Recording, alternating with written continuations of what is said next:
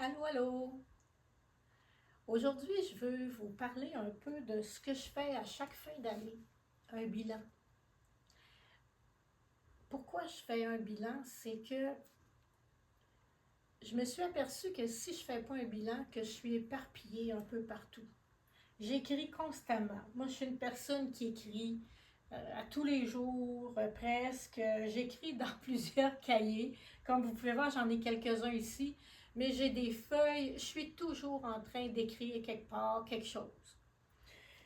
Puis, à la fin de l'année, le fait de ramasser tout ce qui est essentiel pour moi, tout ce qui a été euh, important, signifiant, transformant, qui m'a permis d'être fière de moi, d'avoir dépassé des événements ou des événements qui se sont passés mais qui sont plus difficiles dans ma vie. Regarder aussi les événements heureux, comment je me suis sentie, mes relations, que ce soit ma relation de couple avec avec ma famille, avec mes enfants, les collègues de travail, euh, au travail. Donc, il y a plusieurs éléments dans une année. Où est-ce qu'on vit? Puis quand on ne prend pas le temps de s'arrêter, ben il reste éparpillé à l'extérieur de nous. Ça ne veut pas dire que on ne change pas de l'intérieur, c'est juste qu'on change, mais sans en être nécessairement conscient. Je me suis aperçue que le fait de prendre une feuille, de m'asseoir, vous avez vu, de m'asseoir dans un endroit où est-ce que je me sens bien, où est-ce que je peux me détendre, où est-ce que je peux être vraiment centrée sur moi, sur ce que j'ai vécu dans la dernière année, ben ça me permet de prendre en note. Parce que c'est pas vrai que tout vient en 5 minutes. Une année, ça a quand même 365 jours. Puis il y a plusieurs événements qu'on touche. Donc j'ai une façon d'aller rechercher ces ressources-là, nos forces, nos transformations. Euh, Qu'est-ce que j'ai dépassé? Qu'est-ce que j'ai conscientisé?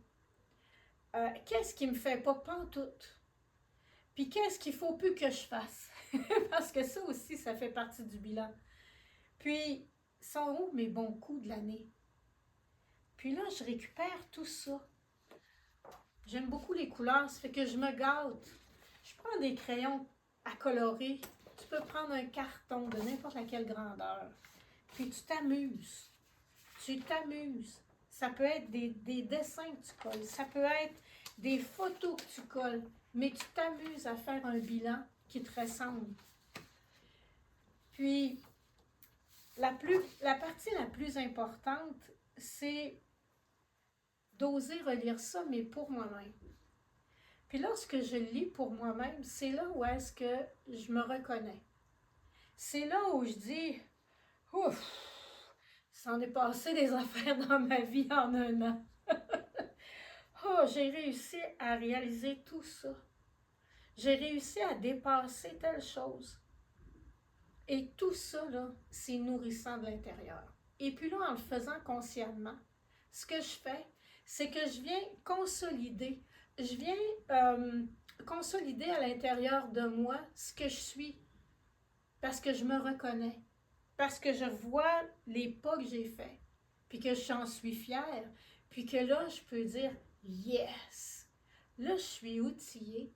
Puis je me sens prête à passer à l'autre année. Parce que l'autre année, c'est une belle page blanche. Donc, je peux y écrire qu'est-ce que je veux. Je peux y déposer ce que je souhaite atteindre, ce que je veux transformer, continuer de transformer dans ma vie. Sans me mettre de pression nécessairement, mais juste écrire c'est quoi que je veux, c'est quoi que je vise. Et puis moi, ça me permet vraiment de faire le vide à l'intérieur.